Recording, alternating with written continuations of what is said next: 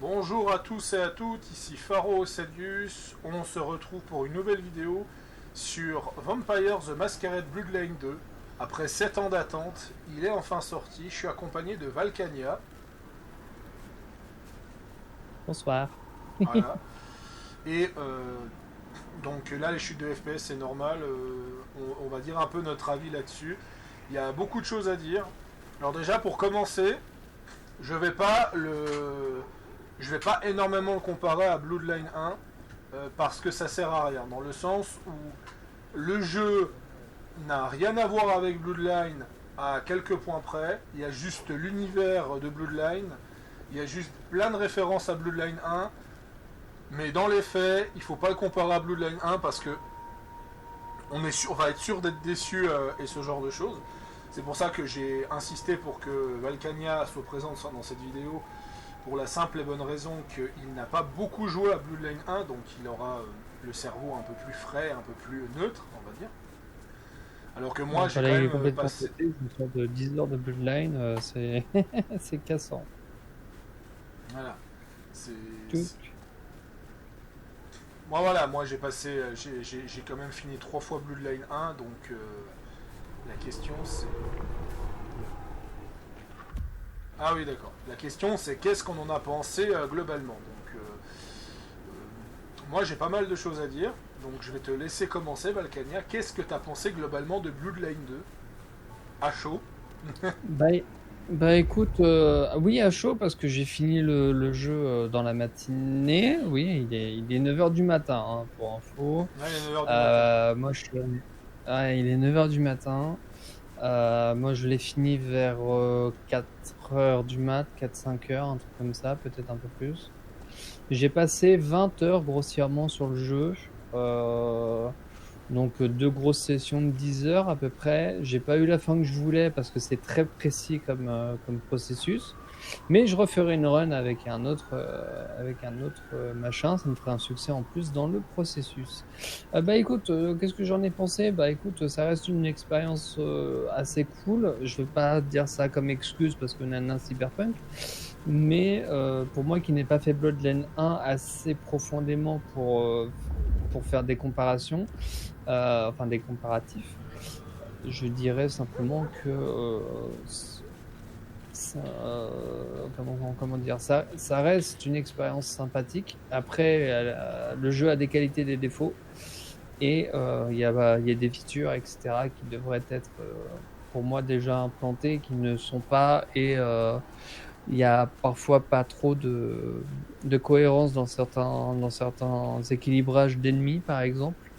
Mais après, écoute, moi j'ai passé plutôt une bonne expérience malgré le FPS. Mais après, comme il y a eu beaucoup de cinématiques en TPS, etc., donc voilà, ça ralentit l'utilisation, on va dire, du FPS, donc ça va. J'ai plutôt bien tenu par rapport à ce que je pourrais tenir de base. Donc écoute, moi plutôt une expérience dans la globalité agréable. Oui, voilà, je pense que c'est le meilleur mot pour décrire Bloodline 2, c'est que c'est agréable. C'est pas exceptionnel, ça va pas être le jeu de l'année, c'est pas le jeu marquant et ce genre de choses, mais il a été agréable. Et moi, ce que je vais dire sur Bloodline 2, c'est que je me base pas du tout sur le premier, pour la simple et bonne raison que je le savais, dès 2020, je savais fallait pas s'attendre. Fallait pas s'attendre à quelque chose de similaire au premier parce que c'était absolument pas évident. C'était absolument pas évident et ce genre de choses. Les développeurs, c'est un studio qui font des ambiances horrifiques. Et pour le coup, niveau ambiance, ce n'est pas du gothique comme Bloodline 1, mais on est sur du néo-noir qui rend très bien avec l'univers de Vampire the Masquerade. Donc là-dessus, je ne vais pas me plaindre, je pense que c'est très réussi là-dessus. En termes d'ambiance, le jeu est très réussi, il a une bonne direction artistique. Euh, donc ça, c'est le principal. Le problème, c'est que il y a à peu près tout le reste.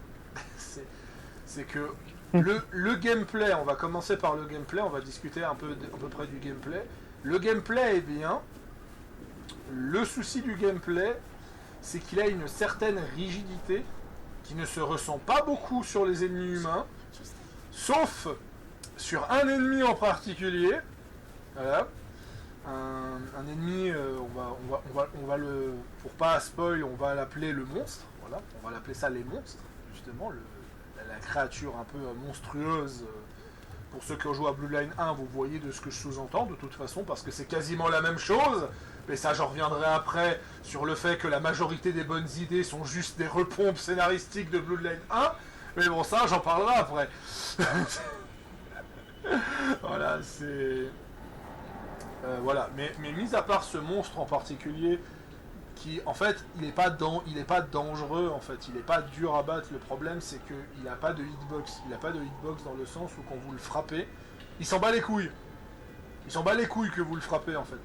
C'est pas comme les autres ennemis du jeu qui ressentent quelques coups quand vous les frappez. Donc ce qui fait que vous pouvez essayer de vous défendre, ils vont essayer d'esquiver. Là, ils vont pas esquiver en fait. Ils s'en battent les couilles que vous les frappez et ils vont vous frapper en retour. Et étant donné que, leur parlant, il y a une raison de pourquoi ils font mal, justement ce que Alcania appelle manque d'équilibrage, c'est juste qu'il y a une raison de pourquoi ils sont dangereux. Le souci, c'est que c'est bien qu'ils soient dangereux, mais s'ils ont pas de... le concept, comme on dit dans For Honor, s'ils ont que de l'hyper armor, forcément c'est extrêmement relou à les affronter parce que non seulement vous devez vous passer votre temps à esquiver, passer votre temps à faire attention à ce genre de choses, en plus le système de contre est pas hyper intuitif, mais qu'en plus de ça cet ennemi il fait mal, c'est relativement problématique. Et d'ailleurs il y a un passage particulier dans le jeu, alors je sais pas si ça c'est ton cas Valkania, mais tu sais c'est le niveau souterrain avec l'arène, là quand t'as une arène et puis ils viennent par une dizaine, je sais pas si tu vois de quoi je parle. À quel moment? Quand t'es dans les souterrains, et à un moment, tu essaies de passer une porte, mais il y a une porte qui explose, et tu te fais attaquer par des dizaines de ce genre de monstres-là, tu vois. Ah, ça me dit quelque chose. Ouais. Ah, mais j'ai ragé, je suis mort au moins 10 fois à ce passage, parce qu'en normal, ils te laissent aucune pitié, et vu qu'ils n'ont pas d'hyper armor, tu peux pas t'approcher ce genre de choses, et le pire, c'est que les développeurs sont conscients. En fait que ce passage il est chiant à souhait parce qu'ils ont mis 2 potions de soin dans la zone. Vraiment 2 potions de soin. Pour bien te faire comprendre que voilà. Et ça malheureusement c'est le problème de Bloodline 2. On va parler du premier problème de Bloodline 2.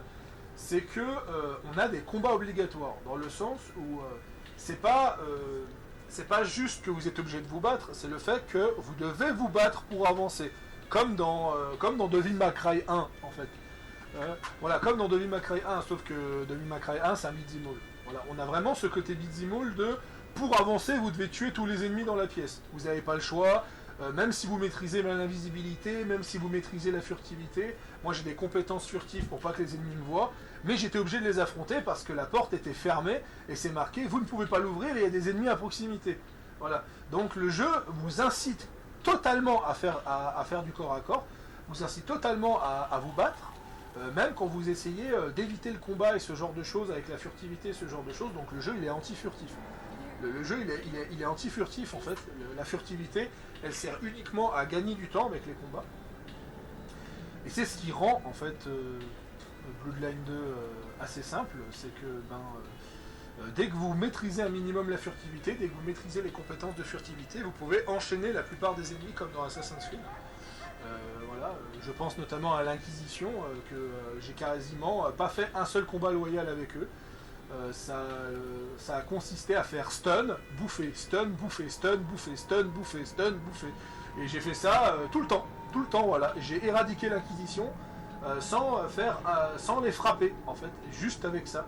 Parce qu'en fait, j'ai un stun, quand je me nourris, il se remplit automatiquement. Donc ce qui fait qu'en fait, ça part sur une infinité d'attaques et ce genre de choses. Donc vraiment, le gameplay, il est assez cool, il y a des bons petits builds. Alors, 100 fois moins que Bloodline 1, bien sûr.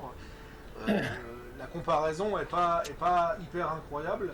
Je dirais même qu'il y a moins de builds que Wellguard, qui était déjà détesté pour son manque de builds. Donc voilà, je vous laisse un peu imaginer la chose. Voilà, mais ça c'est que au niveau du gameplay, au niveau des ennemis. Pour parler de l'histoire, Voilà. Qu'est-ce que tu as pensé de l'histoire, mon cher Valkania? Écoute, on a pré-shot pas mal de choses ensemble, donc c'est pas surprenant. Après, ça reste une histoire assez simple. Euh, Après, écoute, moi je suis pas trop porté histoire, donc je t'avoue que je saurais pas te faire un truc vraiment complet, machin. Mais comment dire? Après, bon, ça reste une histoire classique. Si tu connais un petit peu un peu l'univers, tu peux pré-shot la fin. Donc, écoute, après, bah voilà, hein, c'est un scénario assez simple dans l'univers Vampire the Masquerade, même si le plot twist est intéressant. Cependant, le côté polar enquête qui te fait découvrir pas mal de choses et des choses sur toi, etc., c'est assez intéressant d'avoir les deux points de vue. Et pour une fois, bah, avoir quelqu'un dans la tête, c'est pas si désagréable que ça pour faire un petit pic à droite à gauche. Donc, écoute, globalement, c'est sympa. Après, c'est pas un truc très poussé, quoi. Hein. Ouais. Scénaristiquement, moi, qu'est-ce que j'en ai pensé? Alors, c'est très solide. C'est très solide, très intéressant. Un peu en dessous de Bloodline 1, à mon sens. Mais, belle concurrence. Vraiment, très bien écrit à ce genre de choses. Les personnages intéressants, les plot twists intéressants, mais comme l'a dit Valkania, bah, en fait, si vous avez rien, ne serait-ce que joué à Bloodline 1, vous arrivez déjà à deviner pas mal de choses. Voilà, pour le coup, hein, moi j'avais deviné le boss de fin avant d'aller au souterrain, pour t'imaginer à peu près où c'est dans l'histoire. Voilà. Ouais, à peu près, ouais. Voilà. Vraiment, c'est assez classique, et pour moi, le problème de la narration, c'est son rythme. Pour moi, Bloodline 2 a le pire rythme que j'ai joué dans un jeu récent. Qu'est-ce que j'entends dans le rythme? C'est que vous jouez Fear, vous avez 2 heures de combat acharné, de combat non-stop. Vous avez des masses d'ennemis, des masses d'ennemis, des masses d'ennemis à affronter. Un peu comme la fin de Bloodline 1, hein, pour ceux qui savent de quoi je parle, où vous affrontez des ennemis à ne plus savoir qu'en faire, vous vous demandez quand ça va se terminer, tellement que vous affrontez des ennemis. Et dès que vous avez terminé, dès que vous avez fini le niveau, vous vous retrouvez à faire 2 heures d'enquête avec Fabien, avec que des dialogues non-stop, sans rien d'autre et ce genre de choses, uniquement des dialogues, pas de cinématique, voilà, vraiment, uniquement du dialogue, discuter avec des PNJ et ce genre de choses, discuter avec des casiers, discuter avec des panneaux stop, vous avez certainement la ref. Voilà, vraiment, pour moi, c'est un problème de rythme. Parce que j'ai pas de problème d'avoir du dialogue dans un RPG.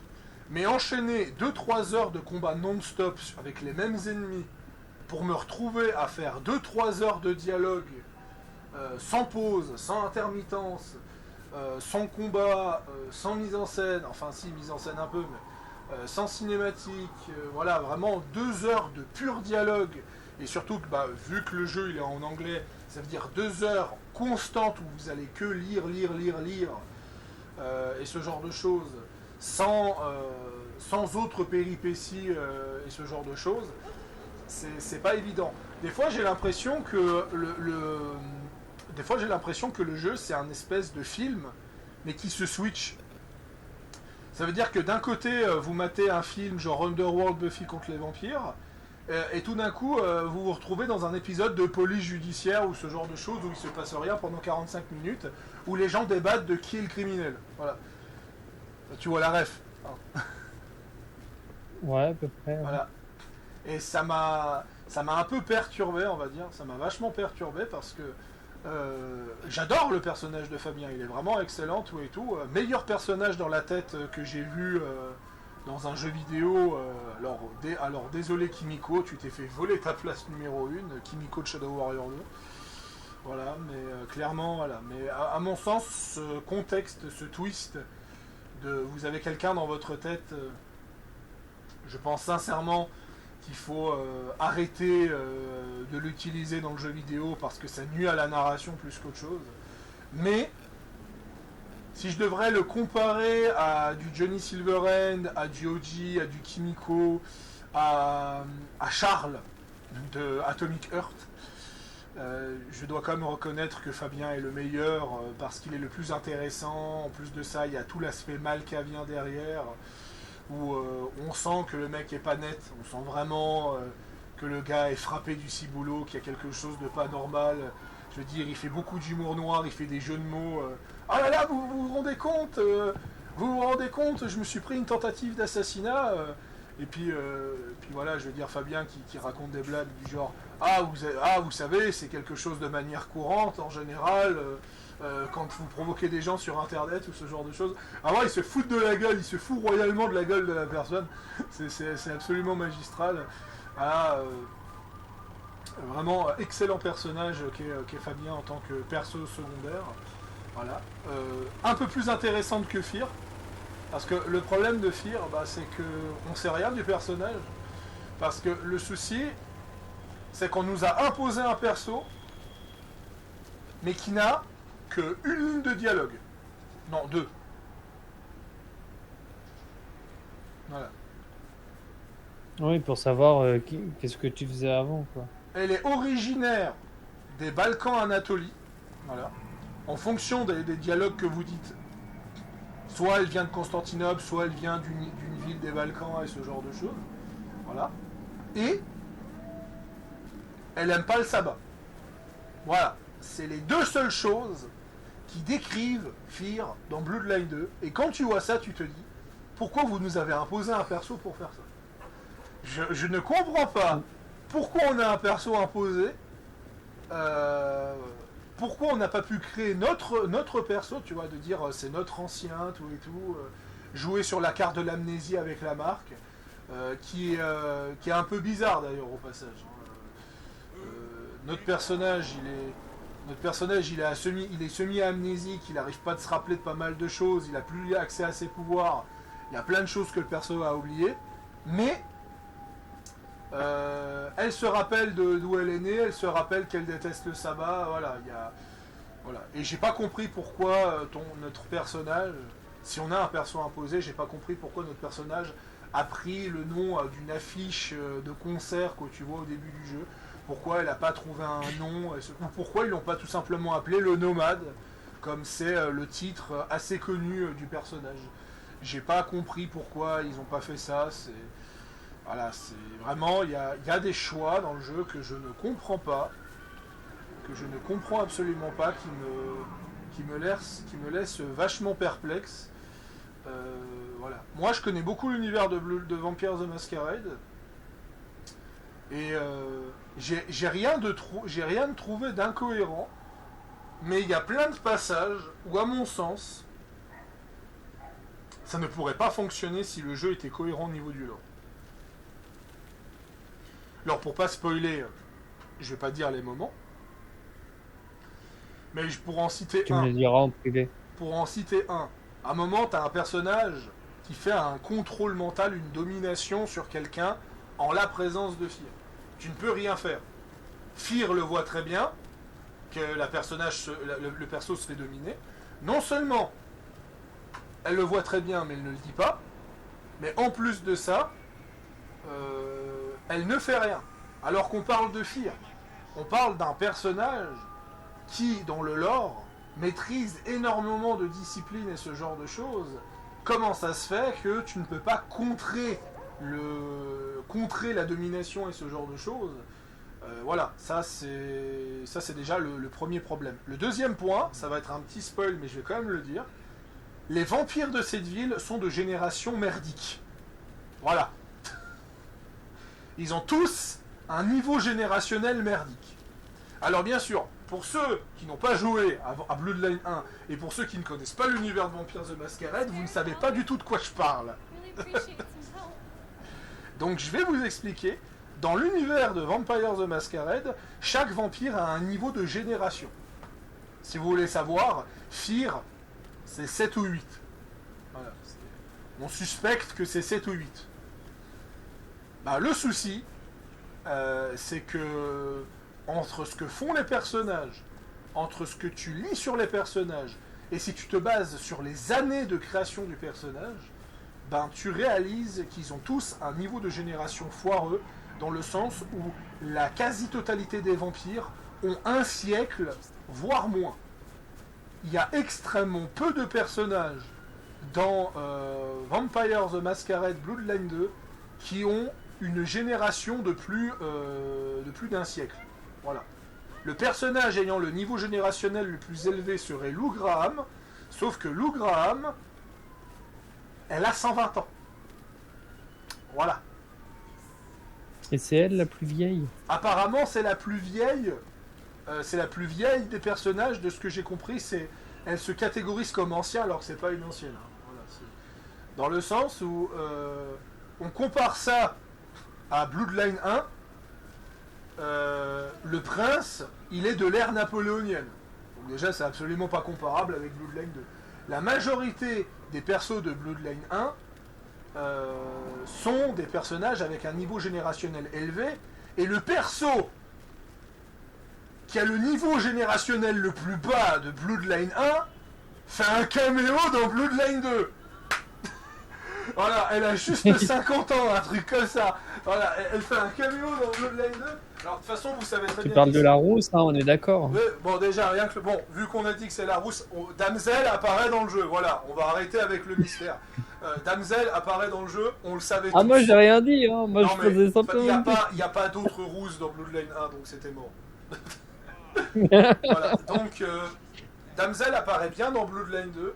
Pour moi, c'est pas un spoil parce que déjà de 1, les développeurs l'avaient confirmé avant la sortie du jeu que Damsel était bel et bien conservée.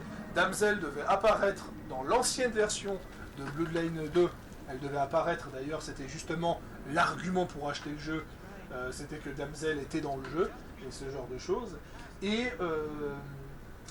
aussi, si vous jouez ne serait-ce que 10 minutes à Bloodline 2 et que vous connaissez et que vous avez fait Bloodline 1, vous savez pertinemment qui contrôle les anarques dès les premières minutes où vous affrontez les anarques. Parce qu'à partir du moment où les anarques vous commencent à vous appeler Keimi, j'ai fait ah, il y a peut-être Damsel qui contrôle dans l'ombre.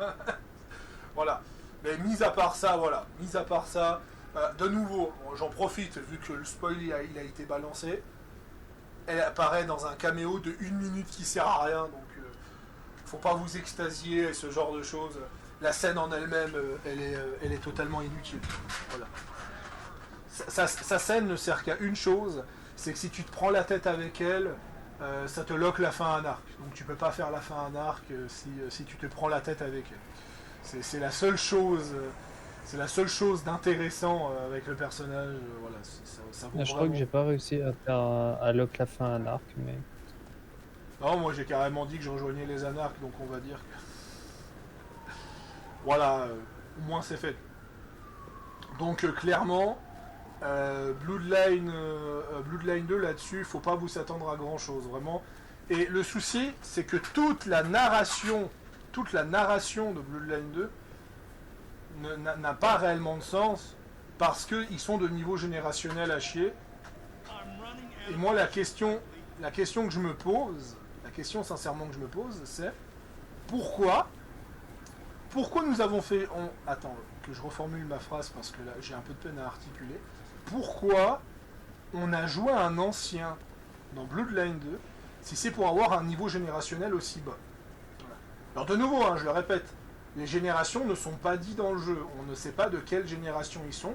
Peut-être que Lou Graham est de la même génération que Fear, ce qui m'étonnerait fortement quand même. Alors, elle dit dans un dialogue à Lou Graham que Fear est beaucoup plus avancé au niveau des générations par rapport à elle. Oui, bah c'est normal.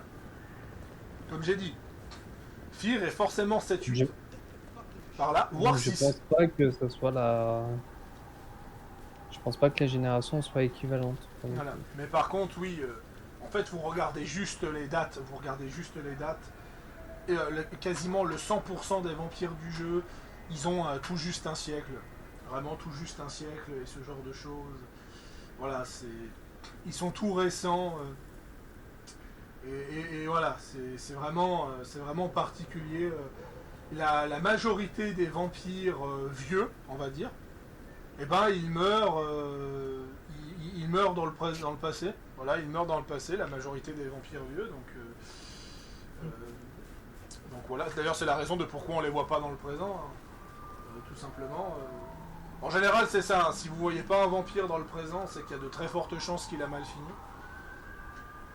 Mais ouais, c'est assez particulier, donc je me suis dit, si le scénario de base, ça aurait été un vampire frais qui monte en grade sur plusieurs mois, hein, et que justement, il aurait dû affronter ses ennemis, ça aurait pu proposer un combat relativement intéressant. Parce que là, le souci, c'est que non seulement on joue un ancien, mais dont une marque a nerf la quasi-totalité de nos pouvoirs. Donc, je répète, c'est quoi l'intérêt de jouer un ancien? Et surtout, vous jouez un ancien, mais comment dire ça? Quand vous faites défoncer par des sangs faibles, hein, c'est vraiment, vous jouez au début du jeu, vous n'avez pas de pouvoir, vous affrontez les anarques qui sont composés majoritairement de sangs faibles, vous faites défoncer par eux, vous êtes défoncé par des vampires de 15e génération. Voilà. Parce que c'est ça, hein, les sangs faibles, c'est des vampires de 15e génération.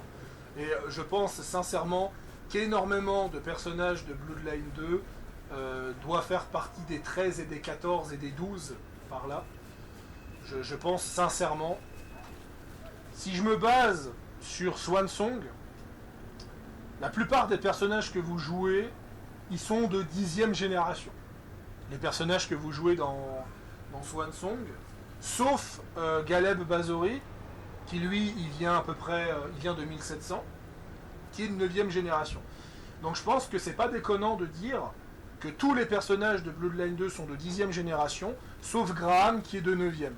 Voilà. Et je pense qu'on peut facilement mettre Fire sur le 7 ou le 8. Après, il y a des personnages, je pense notamment aux antagonistes du sabbat et ce genre de choses, vu que le sabbat est assez présent dans le jeu. Je pense que eux, on peut leur mettre des générations au-dessus, parce qu'avec la diablerie, ils ont certainement augmenté leur génération et ce genre de choses. Ce qui explique d'ailleurs pourquoi ils sont relativement durs à affronter comme boss et ce genre de choses. Voilà. Mais bref, la parenthèse des générations est terminée. Mais je dis juste que le plan de l'antagoniste, il se serait passé à Los Angeles, là, où il y avait Damsel, Nines, Beckett, Jack. L'antagoniste, il se serait fait défoncer, mais en 5 secondes. Voilà, c'est ça, c'est quand on sait que Lacroix, il est 9e génération, que Nice, il est de 8e génération, et que, selon certains, Janet serait de 7e génération, oui, mais bien entendu, ça veut dire que Janet, elle serait dans Bloodline 2, elle te infire sans la marque. Voilà, c'est... Non, il y a... les générations, ça a toujours été un bordel dans l'univers de Vampire the Masquerade, mais c'est encore plus flagrant avec Bloodline 2, où le système, le système, en fait, il rend le jeu absolument débile. Voilà, c'est ça. Ce qui fait que, narrativement parlant, le jeu, il est bien, mais il y a plein de choses, qui n'ont pas de sens avec la capacité qu'on a un ancien. Voilà, c'est ça le souci. Le fait que ton personnage peut se faire surprendre alors que tu es censé avoir des sens hyper développés, le fait que ton personnage ne peut pas contrer de domination fait par quelqu'un beaucoup plus faible que lui. Et après on va me dire oui mais c'est en fonction de ton clan. Bah raison de plus. Si tu joues un Tremere, tu peux absolument pas, on peut pas te dominer quelqu'un devant toi si tu joues un Tremere. Donc raison de plus pour que ce soit complètement con de faire un jeu avec très peu de choix quand vous avez des clans qui sont capables de contrer des dominations avec un claquement de doigts. Voilà, c'est complètement stupide. Je pense par exemple à une scène où il y a un personnage qui veut se faire sauter à la bombe. Qu'est-ce qui nous empêche de retirer les explosifs avec la célérité quand vous jouez un Toréador ou un Broa? Voilà, il y a plein de choses où ça ne va pas avec le contexte libre du jeu. Et ça, les développeurs, ils auraient dû y penser malheureusement. Voilà, c'est ça. Ça, pour moi, c'est un peu le problème du jeu. Mais là, on a parlé surtout de la narration. On a dit que le jeu était solide, mais on a dit quand même qu'il y a des choses qui vont pas, que ça fait un peu trop classique et ce genre de choses. Mais qu'en est-il du reste? Parce que je parle, mais qu'en est-il du reste? Alors, pour les défauts, parce que là on était vraiment sur la plupart des choses de qualité et ce genre de choses, mais pour les défauts, est-ce que je te laisserai commencer, Valkania? Euh, Bah, à part certains personnages qui sont... ouais, je viens de faire un gros retour son, je suis désolé. Euh, Qu'est-ce que je voulais dire? À part certains personnages, enfin certains trucs qui sont un peu overkill. Parce que moi, sur certaines situations, j'en ai un peu chié en facile. Pourtant, je joue en facile. C'est ça le pire. Parce qu'il y a deux trucs faciles, alors j'ai pas trop compris. Il y en a un qui désactive les succès de combat et l'autre qui les désactive pas, donc je vois pas trop la différence. Je sais pas, enfin bon, bref. Les défauts, bah écoute, parfois il y a certaines situations qui sont pas faites vraiment. Et certains, comment ça s'appelle bah, comme on l'avait expliqué là, le truc de l'arène, quand t'as énormément de mobs qui font mal, bah, ça pique un peu. Il y a un petit souci d'équilibrage, je pense. Mais après, comme tu dis, c'est expliqué en RP, mais je pense pas qu'au niveau du level design, ça a été très intéressant de paquer tout ce beau monde au même endroit en même temps. J'en profite Parce pour que du montrer coup, la ça map. fait péter des câbles. Parce que comme Je pense que niveau défaut, je pense que la map, bah, c'est simple. Il n'y a pas d'endroit, il n'y a pas vraiment d'endroit explorable, on va dire. Mais, euh, mais après, écoute, qu'est-ce que je peux te dire? Ça me paraît un peu petit. Le parcours est sympa quand tu il est commences à excellent le avoir le. parcours, vraiment.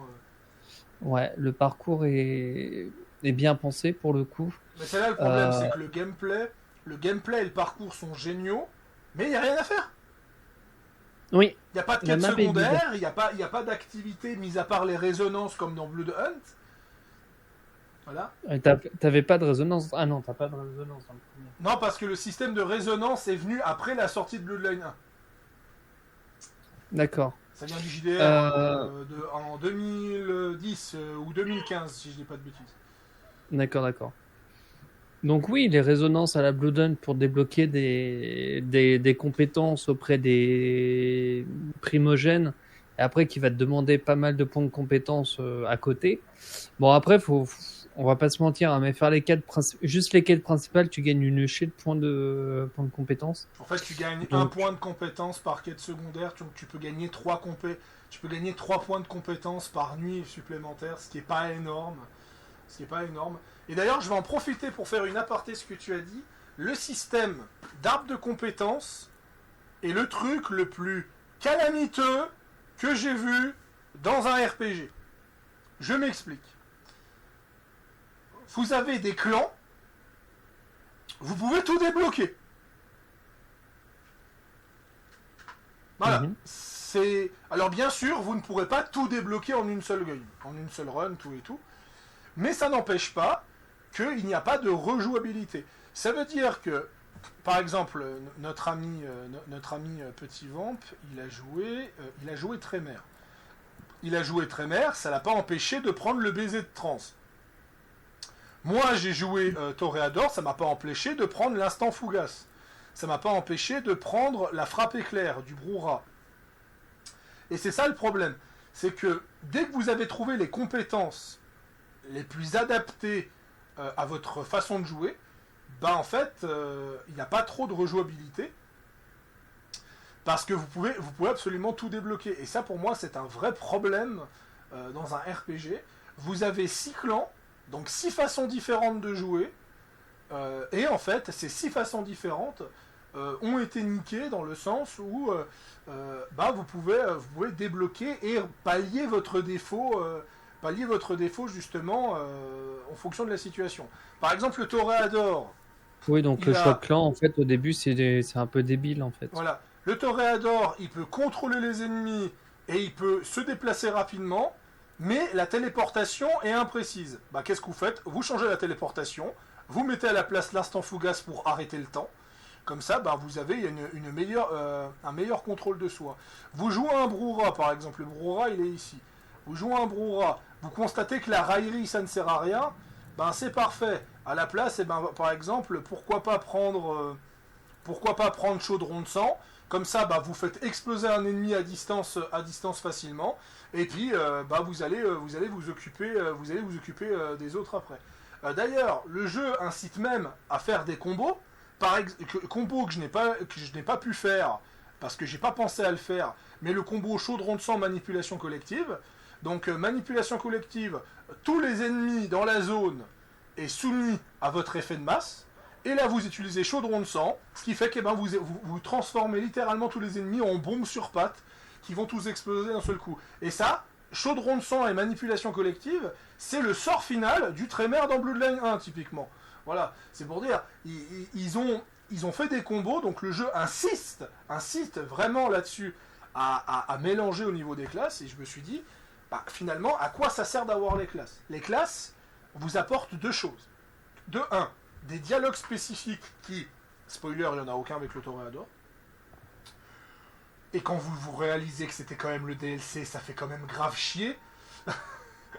de réaliser que le DLC n'a aucun dialogue unique pour la classe, c'est vraiment excellent.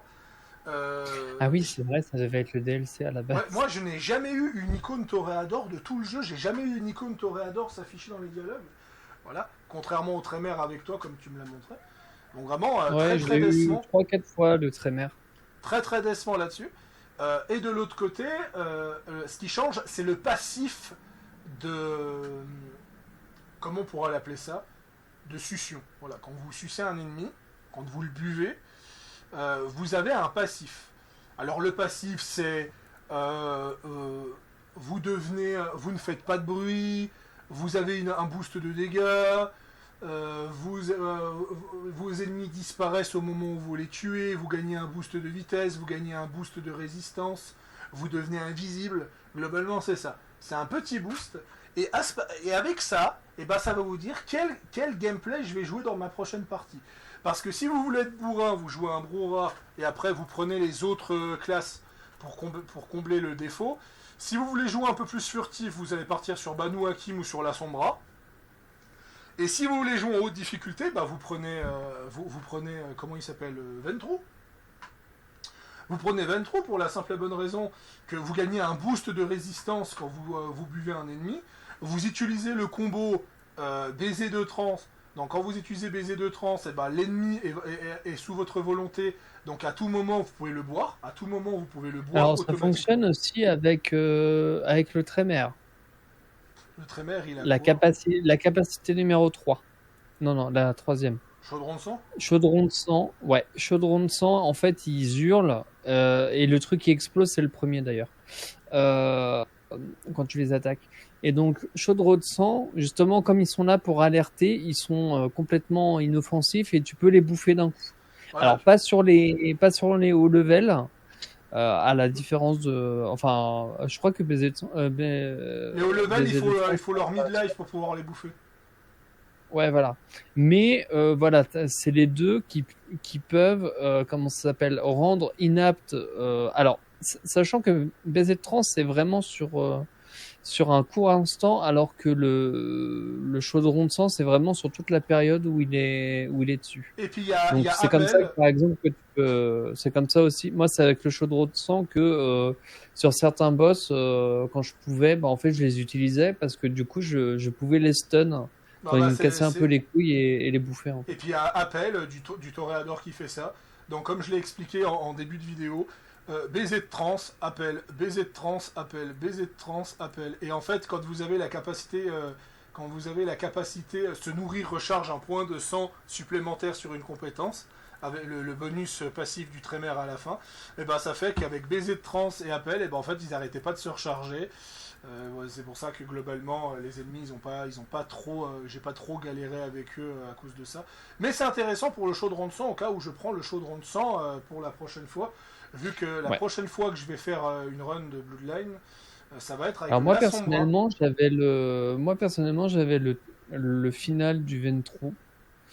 Et en fait, j'arrivais pas à vraiment comprendre le truc jusqu'à ce que j'ai ma compétence 1 de Ventrue et ma compétence 4 du coup. Hein, je parle de la compétence 4. Ventrue, non, celle de droite, voilà. Manipulation, ouais, ouais. Euh, voilà, donc au début, je savais pas comment on faisait ça jusqu'à ce que je découvre qu'en fait, il fallait que je mette un petit 1. Et dans le petit 1, en fait, le truc pour qu'ils explosent, c'est le 1 du trémère. C'est la malédiction sanguine. Quand tu les tapes une fois, ils explosent. Et ils font pas mal de dégâts. Donc je pense que si tu prends la malédiction sanguine avec le truc du Ventrue, tu peux faire de bonnes AOE sur les boss si tu y arrives. Ouais, ouais. Après, il faut les placer, hein, par contre, parce que la malédiction sanguine, elle est longue à placer parfois. Hein. Ouais, ça je peux Je pense que comprendre. plus l'ennemi, en fait, je crois que la malédiction sanguine, plus l'ennemi est puissant, plus elle est longue à poser dessus. Voilà. Donc les boss, c'est très long. À voir s'ils vont Les... annoncer une New Game Plus, parce que c'est vrai que s'ils annoncent une New Game Plus, ça m'arrangerait, parce que vu que j'ai toutes les compétences débloquées, j'aurais pas besoin de faire les résonances pour une prochaine fois. Ou au pire, eh ben, j'essaierai de trouver des codes de triche pour me give directement tous les points de résonance. Parce que le T'inquiète pas, il souci, y en a. c'est que c'est chiant. C'est hyper chiant de passer des heures à récupérer ces points de résonance et ce genre de choses. Surtout que, grosse qualité qu'a le jeu, les tenues, les PNJ réagissent aux tenues. Oui, d'ailleurs, il y a quelques tenues. Moi, j'ai voulu chercher 3 résonances. Et en fait, ma tenue, comme ils ont réagi à ma tenue, ça les a annulées. Donc Oui, j'ai moi aussi. galéré pour les trouver. Et après, ça les a annulés. Donc j'étais en mode, seriously? Moi, je me suis approché d'un biker là vers le bar des Brouhaha. Ouais. Il me fait, waouh, trop bien ta tenue, tu fais partie de Los Angeles, toi. Et d'un côté, ça m'a fait rire parce que ça fait référence aux anarques de Bloodline 1 qui ont une espèce de pub metal à peu près la même chose. Et de l'autre côté, j'ai été surpris. Et en fait, j'ai dû changer de tenue. J'ai dû mettre une tenue trémère parce qu'en fait, avec la tenue Brouhaha, vous ne pouvez pas boire de sang des gens en colère parce que chaque fois que vous leur parlez, ils ont peur de vous. Voilà, donc vraiment, ça me fait rire à quel point ils ont mis un détail aussi insignifiant quand on voit tout le reste que manque le jeu. Et maintenant, on va Pour parler de ce parler que de la manque tenue de le prêtre. jeu. Oh putain, il y a un succès que j'aurais pu faire avec la tenue de prêtre. Bon, je le ferai plus tard. Ah ouais. Oui, il y a un succès où tu peux convaincre, tu dois convaincre je sais plus combien de personnes de te donner ton sang avec la tenue de prêtre. Il y a un succès comme ça. Ah d'accord. Moi, je Oh, vais t'inquiète dire pas. maintenant ce qui manque le jeu, parce qu'il y a beaucoup de choses que manque le jeu, et attention, ça va être long. Il n'y a pas de contrôleur de FOV, il n'y a pas de save manuel, très important ça, il n'y a pas de save manuel. Alors le fait Oui. qu'il n'y a pas de New Game Plus à sa sortie, c'est pas trop grave, mais c'est quand même important de Non, le mais ça, noter. c'est pas grave. Il n'y a pas de HUD, il n'y a pas de moyen de désactiver le HUD, il n'y a pas... attends, le dernier me vient à l'esprit, je sais plus exactement ce que Il y c'était. a certains paramètres d'effet qui sont manquants. Il y a, le système du clavier Quartz et AZERTY ne fonctionne pas aussi à la sortie. Voilà. Le jeu, il est très buggé aussi. Oui, Vous l'avez vu. Vous moi, l'avez j'en ai vu eu. si vous regardez ma vidéo actuellement. Il y a le sol qui clip de temps en temps. Il y a Alors le ça, je sol qui pense que clip c'est de un temps en temps. souci Il y a des de... frises. Il y a des frises. Normalement, quand vous passez les portes, c'est censé faire des transitions fluides, justement. Là, il y a des frises, des temps de chargement. Des fois, même peur que le jeu crache. Alors, j'ai eu de la chance, le jeu n'a pas crash une seule fois.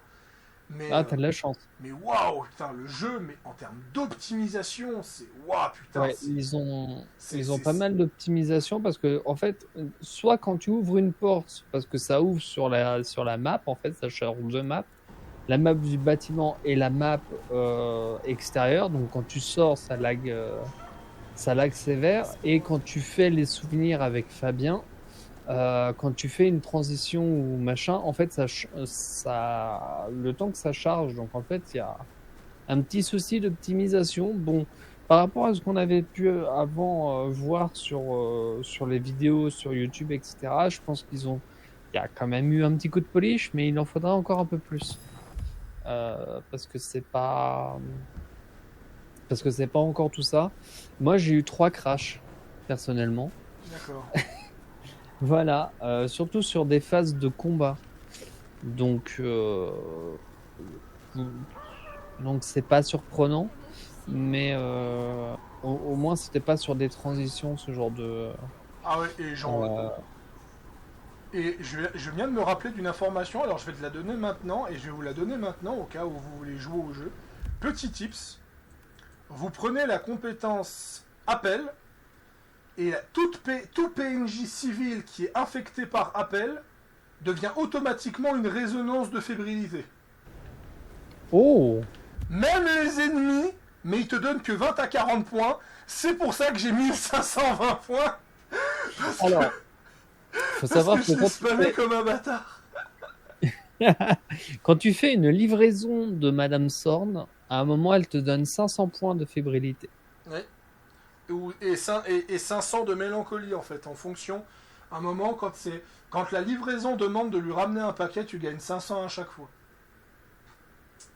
Voilà. Ouais. Donc le jeu manque de toutes ces, de toutes ces mécaniques, de ces QOL, hein, comme ils disent en anglais, les Quality of Life. Et clairement, c'est honteux pour un jeu 2025 de ne même pas avoir de save manuel. Donc ça veut dire que rien que de charger le monde ouvert dans cette run-là pour record la vidéo, bah ça m'a supprimé la fin. Donc ça veut dire que je devrais recommencer quelques heures de jeu si je veux refaire la fin, par exemple. Vraiment, c'est vraiment Alors un moi foutage j'ai de gueule. énormément d'heures de jeu.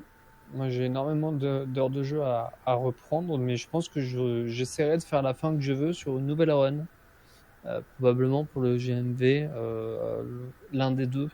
Parce qu'il y a celui que je veux faire avec comment ça s'appelle, avec la tenue et la coupe de cheveux de base, et il y a celui que je veux faire avec la tenue Ventrou et pas les cheveux de base. Euh, donc, euh, Oui, oui, donc il y a voilà, on déjà des verra modes bien. au niveau des coupes de cheveux et ça fait au moins plaisir, au moins pour donner de la variété. Parce que ça, je vais vous le montrer tout de suite, hein. Niveau customisation, c'est simple. Il y a pas mal C'est de lambda. yeux, il y a pas mal de yeux qui sont proposés. Les piercings, c'est sympa. Visage, il y a quand même quelques maquillages sympas. Mais cheveux, bah c'est simple. Il y a 5 coupes. 5 coupes, ça veut dire que Bloodline 1, avec les 10 presets de personnages, Non, il y en a donc 6. 10 coupes de cheveux différentes, fait qu'il propose plus de coupes de cheveux que Bloodline 2. Donc vraiment, Il y en a c'est pas... 6 hein, si on compte les cheveux rasés. De quoi?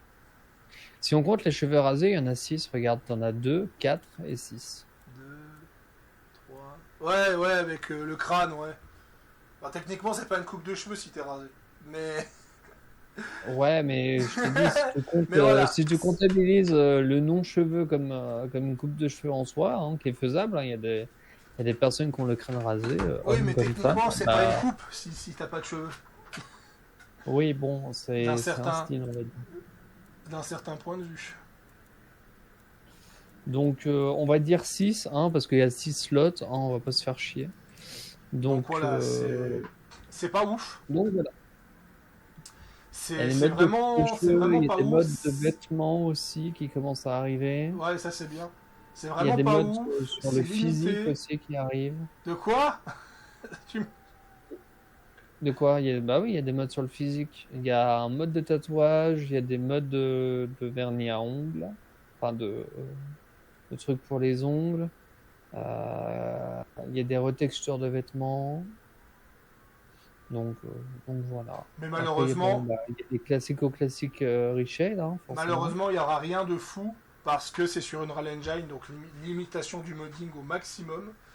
Voilà. Ne vous attendez pas à avoir un no official patch qui va rajouter tout le contenu coupé comme dans Bloodline 1. Je crois que Ne... ça va être compliqué. Voilà, ne vous attendez pas à un mode qui va rajouter un nouveau quartier comme dans Bloodline 1. Vraiment, c'est très pauvre là-dessus. C'est très très pauvre là-dessus et ce genre de choses. Et ça n'aide clairement pas. On n'a pas beaucoup parlé du monde ouvert, on a juste dit qu'il est un peu vide, donc je vais en profiter pour le dire parce qu'on n'en a pas beaucoup parlé. Il n'y a pas de quête secondaire. Toutes les quêtes secondaires, c'est des activités où vous faites toujours la même chose. Ramener un colis, tuer quelqu'un, sentir son odeur Alors, pour tuer quelqu'un. techniquement, t'es même pas obligé de le tuer. En fait, tu l'énerves, tu vas près d'un policier, il agresse le policier, il se fait abattre. Ouais aussi. Simple. C'est ce que je fais maintenant parce que bon, La- je. L'interaction avec les PNJ, elle est sympa. Vraiment, l'interaction avec les PNJ, C'est c'est assez surtout cool. aussi qui est sympa, c'est la réaction des vêtements par rapport au PNJ. Parfois, tu peux leur créer des résonances et c'est drôle Ce qui est drôle, aussi. ce qui est hyper drôle surtout, c'est comment ton personnage il court quand t'as le passif Banu Hakim. Tu l'as déjà vu? Non. Regarde mon stream. Bah oui, je suis dessus. Mais ça me fait penser au Nosferatu dans le premier, non? Non, mais moi, ça me fait penser à Emily Kaldwin dans, dans Bloodline. Ah oui, quand dans Dishonored, quand elle utilise sa forme d'ombre là. Oui, voilà, j'ai l'impression que c'est exactement la même chose. Donc c'était tellement drôle le boss de fin qui essaie de m'agresser ce genre de choses. Et moi j'ai essayé de fuir ces monstres comme ça.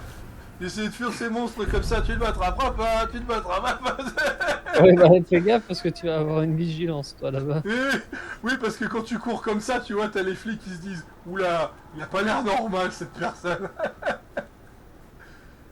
Non, après, bah, comme je te dis, dans la globalité, ça reste une expérience agréable parce qu'il y a des points forts, bah, forcément, il y a beaucoup de points faibles.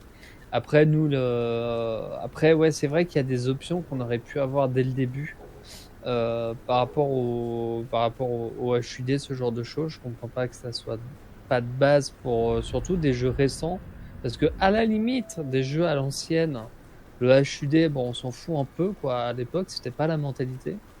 Mais il y a certains trucs, ouais, bah. Après, ils envisagent de l'implémenter. Donc, il y a quelques features qui Mais les sont mecs, ils mettent un système de save parce que là, par exemple, tu peux pas en recommencer une envisage. partie. Parce que si tu recommences une partie, Ça te supprime bah, l'autre. ça te supprime l'autre automatiquement. Ouais. Il faut absolument Euh, qu'ils mettent un système de save, tout et tout, parce que ça va pas du tout. Faut absolument qu'ils refassent ça. Ça me paraît vraiment primordial. ouais. Et Alors, ce qu'il faudrait rajouter, Vas-y, vas-y. c'est de désactiver le motion blur.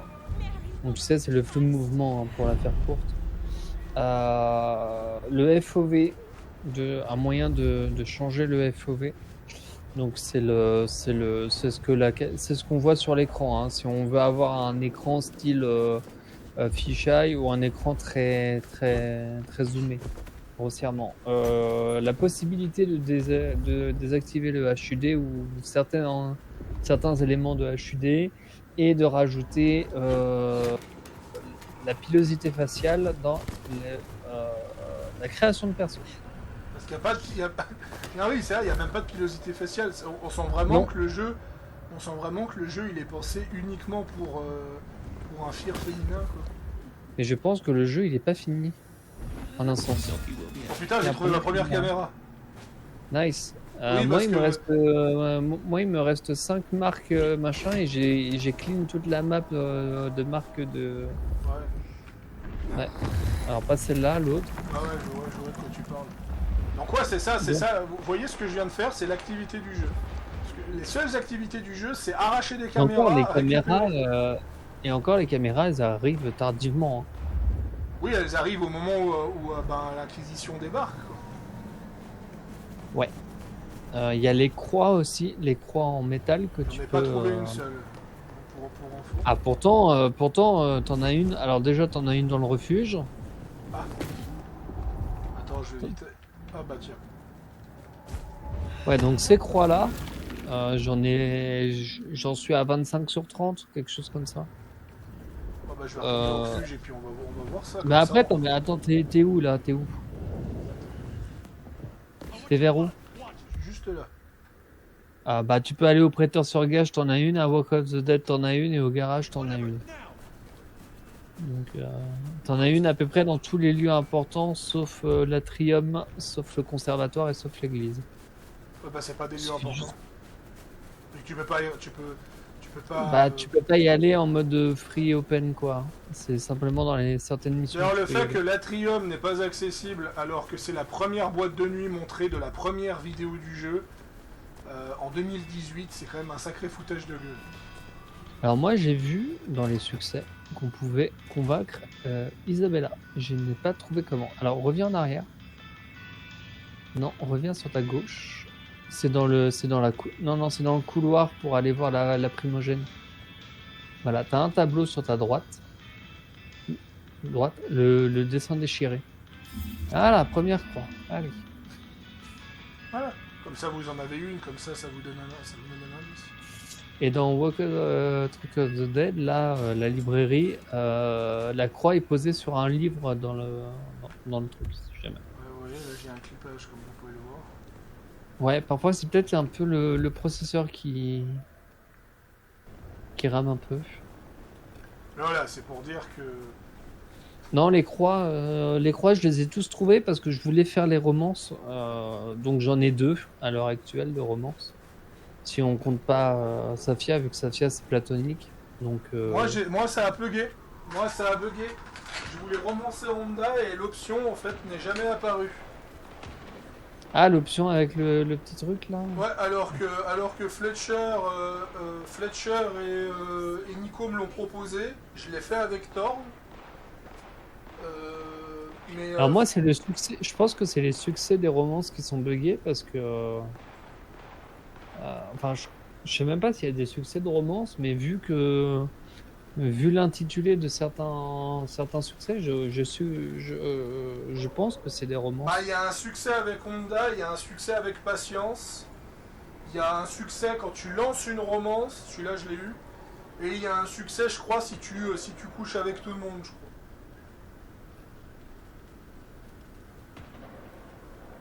Bah en tout cas, Honda, je l'ai pas. Non mais je pense que ça a dû être un peu buggé sur les bords. Il y a pas mal de bugs et ce genre de choses. Ouais, Donc, voilà, en l'occurrence, le La jeu il est bibliothécaire. sympa, il est agréable, Ouais. il est amusant, il y a quand même des possibilités de gameplay qui est assez fun, mais effectivement, avoir oublié pas mal de choses, avoir créé un monde ouvert complètement vide, au profit d'un bon gameplay, c'était déjà pas une bonne chose. Et sans oublier, je précise bien, sans oublier si on le compare à Bloodline 1, alors là comment dire, pour ceux qui ça intéresse, hein, parce que je pense que les fans de Bloodline 1 veulent savoir, mais qu'est-ce qui manque de Bloodline 1 ? Ah, qu'est-ce qui manque ? Le système d'XP, il n'y a pas de crochetage, il n'y a pas de piratage, il n'y a pas de livre pour apprendre des compétences, il n'y a pas de ghouls, on peut pas changer d'appartement. Voyons voir, qu'est-ce qui manque encore d'autre. Il y a beaucoup moins de possibilités de coiffure, de vêtements, non, bah, pardon. Les pouvoirs. Les pouvoirs, il y a un peu moins de pouvoirs que dans Bloodline 1.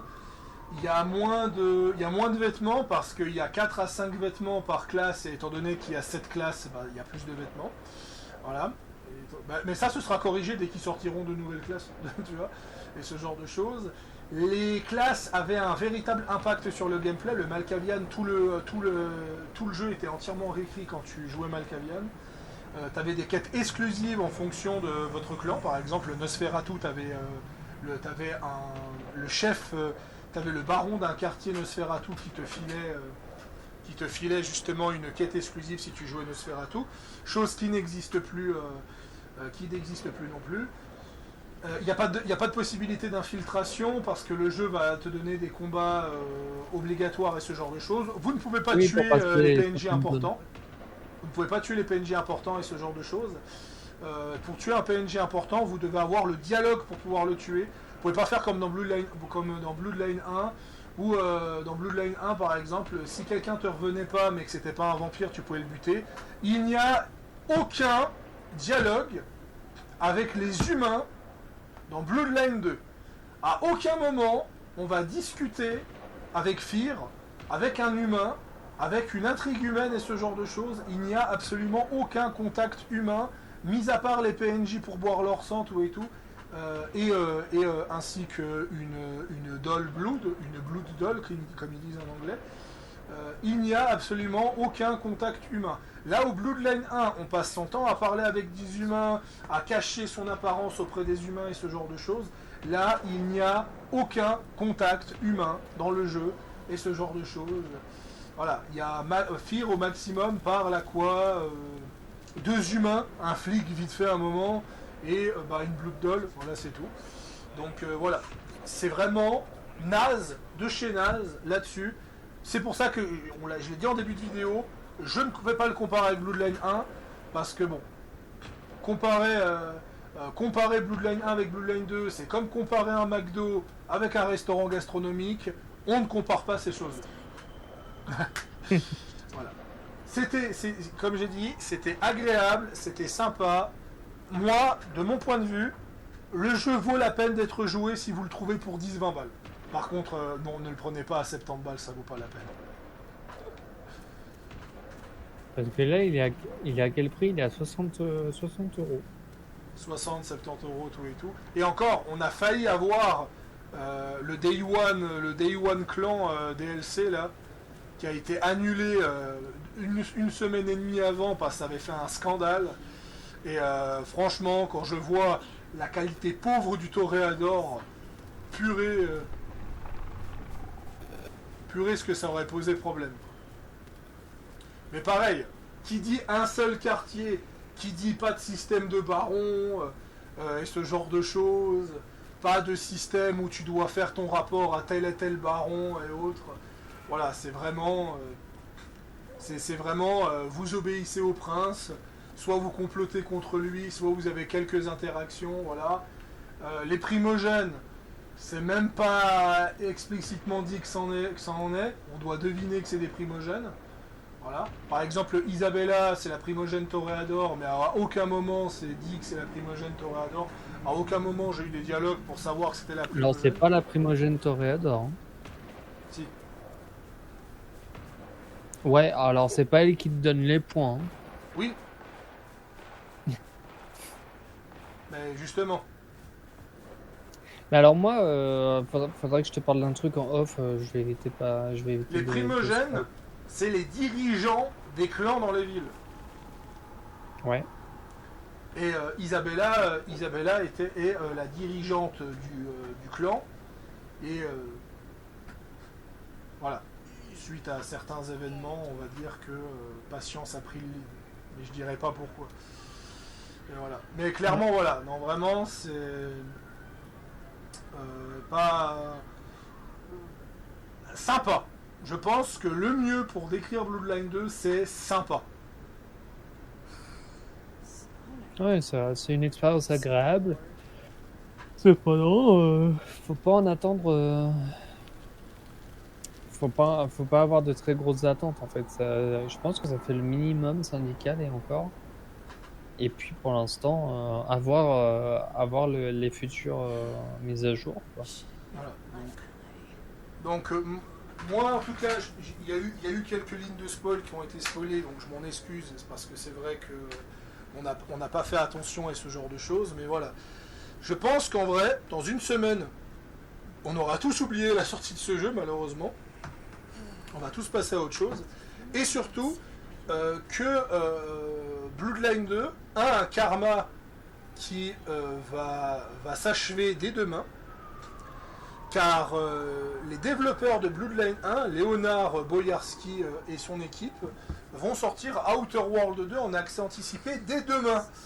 Ce qui fait que je pense sincèrement que Bloodline 2 sera officiellement achevé dès demain, et ce genre de choses. Voilà. Vraiment, je le répète, expérience agréable, très sympa. Il faut vraiment le voir comme Vampire the Masquerade Swan Song, pour ceux qui l'ont fait, en un peu plus ambitieux. Si vous avez joué à Swan Song, c'est exactement la même chose. Vraiment, exactement pareil. Mais la différence, c'est que vous avez des passages de combat. Voilà. Donc ça, je pense que c'est très important par rapport à ça. Je pense que si vous êtes fan de Vampire the Masquerade et que vous jouez à Bloodline 2, vous allez passer un bon moment. Mais par contre, si vous êtes un fan de Bloodline 1, sortez-vous de la tête que c'est Bloodline 2, parce que ça va vous arracher les cheveux, vous allez péter un câble, vous allez être déçu. Et c'est justement pour ça que moi, je me suis préparé psychologiquement, parce que je savais que ça aurait été impossible justement de compenser la chose.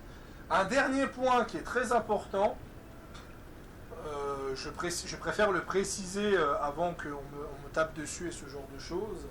Le jeu est quand même très female friendly, comme j'aime bien dire. Je veux dire, le prince est une femme, l'ancien prince est une femme, le héros principal canoniquement est une femme, la chef des anarches est une femme, l'autre chef des anarches est une femme. Voilà. La moitié des antagonistes sont des femmes. Voilà. Il n'y a pas beaucoup de persos masculins. Voilà. Vraiment, le jeu est très timide là-dessus au niveau des persos masculins et ce genre de choses. Voilà. Donc, je préfère préciser pour les anti-progressistes et ce genre de choses qui voient un peu le mal partout. Soyez quand même un peu au courant. Moi, perso, ça me dérange pas parce que l'univers de Bloodline a toujours eu des femmes fortes et ce genre de choses, donc ça me pose pas de problème, mais quand même en tant qu'avertissement. As-tu quelque chose encore d'autre à dire, Valkania, ou on s'arrête là? Non, je pense qu'on peut s'arrêter là. Écoute, je pense pas qu'il y ait grand chose. De toute façon, le jeu il vient de crash. Voilà, parfait. Allez, on s'arrête là. Des bisous. Bon, bah voilà, je pense que c'est le meilleur moyen pour montrer le jeu et ce genre de choses. Donc je vous souhaite à la prochaine et à plus tout le monde.